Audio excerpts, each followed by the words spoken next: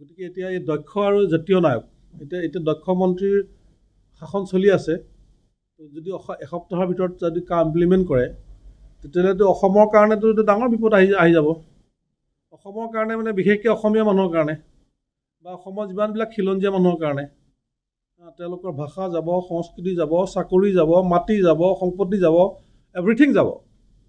আৰু তেওঁলোকে এই খিলঞ্জীয়া মানুহসকল অতি কম দিনৰ ভিতৰতে অসমত সংখ্যালঘু হ'ব, অতি কম দিনৰ ভিতৰতে সংখ্যালঘু হ'ব। আৰু চকুৰ আগতে হিমন্ত বিশ্ব শৰ্মাই অসমীয়া জাতিক ধ্বংস কৰিব। গতিকে এতিয়া এই পৰিস্থিতিত আজি আমাৰ অসমখন আহি গ'ল। এই বিষয়টো আমি আলোচনা কৰা হৈছে যে আমি কোনো কাৰণত এই যিটো ইমপ্লিমেণ্ট কৰিবলৈ দিয়া হৈছে এইটো আমি তাৰ বিৰুদ্ধে আমি দুঘৰ প্ৰতিবাদ কৰিম, এইটো আমি নামানো। আৰু এটা কথা আলোচনা হৈছে যে এতিয়া এই হিমন্ত বিশ্ব শৰ্মাই বিভিন্ন পলিটিকেল কামত, নিজৰ ব্যক্তিগত কামত ৰাইজৰ পইচা খৰচ কৰি, মানে নিজৰ ব্যক্তিগত কাম বুলি কৈছোঁ মই, মানে বিজেপি কামত তেওঁলোকে মহিলাবিলাকক কামত লগাই আছে, ছেল্ফ হেল্প গ্ৰুপৰ মহিলাসকলক। আৰু চবতে এটা প্ৰলোভন দি আছে, কাৰোবাক কৈছে গছপুলি ৰুলে 10,000 টকা দিম, এইবুলি কৈও নিজৰ স্বাৰ্থ সিদ্ধি কৰিছে। যেনে ৰাহুল গান্ধী আহিছে, এইটো বাধা দিবৰ কাৰণে তেওঁলোকক ব্যৱহাৰ কৰিছে, পত্ৰ বিতৰণ কৰিছে। ইয়াৰ আগত অমৃত বৃক্ষ ৰুম বুলি কৈ পেলাই সেই মাহটো খৰাং মাহত যেতিয়া তাত গছপুলি নহয়েই, তাত সেইবিলাক গছপুলি লগাই হুলস্থুল কৰাইছে মিছামিছি নিজৰ স্বাৰ্থত। গতিকে আৰু মিনিষ্টাৰবিলাক মিটিঙত আহিবলৈ হ'লে এইবিলাককে কামত লগাই দিয়ে, কিবা কিবি দিব হেন তেন, দুনিয়াৰ প্ৰলোভন দি মহিলাসকলক হাৰাচমেণ্ট কৰি আছে। আৰু পইচা পাতি 1 পইচা নিদিয়ে তেওঁলোকে। দেখিছে মাইক্ৰ' ফাইনেন্সৰ নামততো ঠগিলেই। যোৱা 4 বছৰটো এইটো আমাৰ গাঁৱলীয়া মানুহ যদি হয়, হিমন্ত বিশ্ব শৰ্মাৰ ঠাইত যদি গাঁৱলীয়া মানুহ হয় আৰু গাঁৱলীয়া মানুহে যদি কয় তোক মই আমুকটো ৰেহাই দিম দেই, তই মোৰ তাত আহিবি বুলি ক'লে, তাকতো গাঁৱলীয়া মানুহে কি ক'ব? কিন্তু 420 বুলি ক'ব ন, এই চালে এইটো 422 হয় না। কিন্তু এতিয়া মুখ্যমন্ত্ৰীহঁতে সেইটোৱে কাম কৰি আছে না, 420 কাম কৰি আছে। ত' মাইক্ৰ' ফাইনেন্সৰ পৰা এতিয়ালৈকে যেনেকৈ তেওঁলোকে ঠগি আছে মহিলাসকলক, মাইক্ৰ' ফাইনেন্সত ঠগন দিলে। এতিয়া অমৃত বৃক্ষ আপুনি চাওকচোন বাৰু, ইমান অসমত কিমান ছেল্ফ হেল্প গ্ৰুপ আছে আপুনি হিচাপ কৰি চাওক। এটা পঞ্চায়তত কিমান আছে, এটা ৱাৰ্ডত কিমান আছে, প্ৰত্যেকজনী মেম্বাৰক কি 10,000 টকা দিব পাৰিব? তেওঁলোকে কৈছে। গতিকে এইটোতো ডাঙৰ ফ্ৰডেই হয়, ডাঙৰ ফ্ৰড, এটা ডাঙৰ মহা কেলেংকাৰী হ'ব। অৰ্থনীতিৰ ক্ষেত্ৰত বিজেপিয়ে ডাঙৰ এটা ৰাম ঠগন দিছে। ৰাম ঠগনটো হৈছে অনুসূচীকৰণ নকৰিলে, এটা মেইন ডিমাণ্ড আছিলে তেওঁলোকৰ চিডলিং, অনুসূচীকৰণ নকৰিলে। 2 নম্বৰ মজুৰিৰ কথা আছিলে, 350 টকা 2018 চনত দিম বুলি কৈছিলে, মজুৰিটো নিদিলে। আৰু আছিলে মাটিৰ মাটিৰ পট্টাটো আজিলৈকে দিয়া নাই। বিশেষকৈ কোম্পানীত যিবিলাক শ্ৰমিক বসবাস কৰি আছে কোম্পানী কোৱাৰ্টাৰ, সেই কোৱাৰ্টাৰ পট্টাটো কথাটো এতিয়া দাবীটো উঠিছে।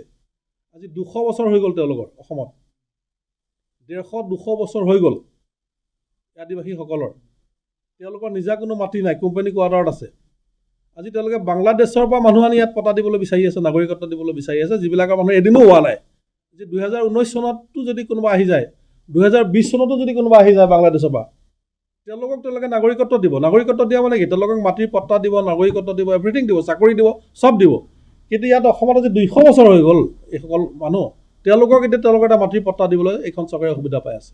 গতিকে ইয়াৰ বিৰুদ্ধে আমি যে প্ৰতাৰণা কৰিছে, তো ইয়াৰ বিৰুদ্ধে আমি অহা 21 মাৰ্চত আমি গুৱাহাটীত এখন সমাৱেশ পাতিম।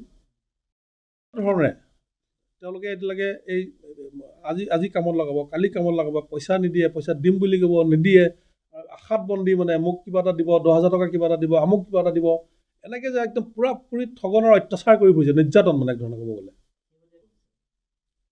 এইটোতো মাইক্ৰ' ফাইনেন্সে আমাক দেখুৱাই দিলে ন।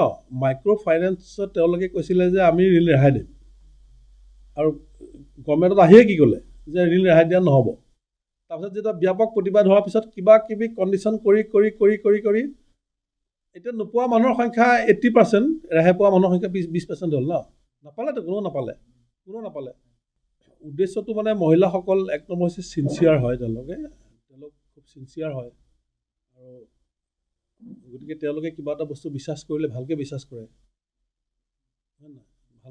কৰে, আৰু কেম্পেইনাৰ হিচাপেও ভাল হয়। যোৱাবাৰ যেতিয়া মাইক্ৰ' ফাইনেন্সৰ ঋণ ৰেহাই দিম বুলি ক'লে, ইলেকশ্যনতো বিজেপি কৰ্মী দৰকাৰেই নোহোৱা হ'ল ন, ছেল্ফ হেল্প গ্ৰুপবিলাকে লাগি গ'ল কেম্পেইনত। হয় নহয়? গতিকে তেওঁলোকে এইটো ভাবিছে, কিন্তু হিমন্ত বিশ্ব শৰ্মাই এটা ভুল কৰি আছে, ডাঙৰ ভুল কৰি আছে। সেইটো হৈছে যে মহিলাসকলক তেওঁলোকে ভাবিছে সহজ সৰল, তেওঁলোকে চিনচিয়াৰলি কাম কৰে, হয় নহয়? তেওঁলোকক মই ঠগিব পাৰিম মানে চিৰদিন, কিন্তু সেইখিনিতে ভুল কৰিছে। মহিলাবিলাকে যেতিয়া জাগিব, মহিলাসকলে যেতিয়া প্ৰতাৰণাৰ বিৰুদ্ধে লাগিব, মই এইটো কথা আটাইতকৈ জানো যে মহিলাসকলৰ গাত কিমান জোৰ থাকে। আমাৰ ভাৰতীয় শাস্ত্ৰত আছে যে এগৰাকী মহিলা যেতিয়া গৰ্ভৱতী হয় তেতিয়া বোলে 10জনী বাঘিনীৰ সমান জোৰ হয় মহিলাজনীৰ গাত সন্তানটো ৰক্ষা কৰিবৰ কাৰণে। আৰু ভাৰতীয় শাস্ত্ৰত এইটো আছে, যেতিয়া এজনী মানুহ প্ৰতাৰিত হয় মহিলা, তেওঁ বোলে তেওঁৰ যিমান গুণ থাকে তাতকৈ 100 গুণ মানে শক্তি বাঢ়ি যায়। গতিকে আজিতো মহিলাসকল প্ৰতাৰিত হৈয়ে আছে ধীৰে ধীৰে। আৰু এই 10,000 টকীয়া প্ৰতাৰতী, লাখপতি প্ৰতাৰতী যেতিয়া হ'ব, মই ভাবোঁ যে যি হিমন্ত মহিলাৰ বলত চিফ মিনিষ্টাৰ হৈছে, সেই মহিলাৰ হাততেই হিমন্তৰ পতন হ'ব। অহা আমি 5